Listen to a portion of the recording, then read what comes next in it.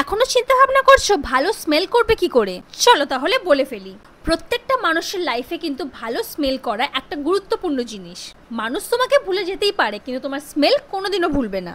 তার জন্য নিজেকে পরিষ্কার রাখার সাথে সাথেও ভালো স্মেল করাটা কিন্তু খুবই দরকার। যারা যারা স্কুল কলেজ গোয়িং আছো তাদের জন্য বলি, তোমরা যেহেতু এতক্ষণ বাইরে থাকো, কোনো পারফিউমই স্টে করে না, তার জন্য কিন্তু তোমরা একটা ভালো রোলনে ইনভেস্ট করতে পারো। আমি রোলনের ক্ষেত্রে বি বডি ভাইবস আর ক্যামিক্স প্লের এই দুটো রোলানই ইউজ করে থাকি।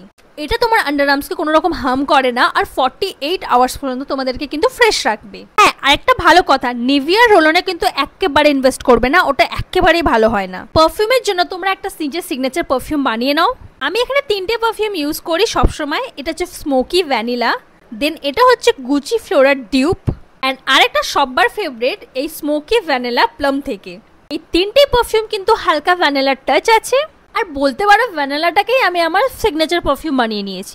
আর যদি আর একটু বেশি ইনভেস্ট করতে হয় তাহলে তোমরা কিন্তু কোনো পারফিউম বডি লোশনে ইনভেস্ট করতে পারো। যেমন এম ক্যাফিনের এই বডি লোশনটা কিন্তু খুবই ভালো, আর আমি একটা ইউজ করি প্লামের বডি লোশন। বডি লোশনটা কিন্তু ঠান্ডাকালে বেশি ইউজ হয়, গরমকালে খুব একটা ইউজ হয় না। এগুলোই হচ্ছে আমার ভালো স্মেল করার একটা সিক্রেট। এত যখন এসে গেছো তো একটা লাইক করে দিও।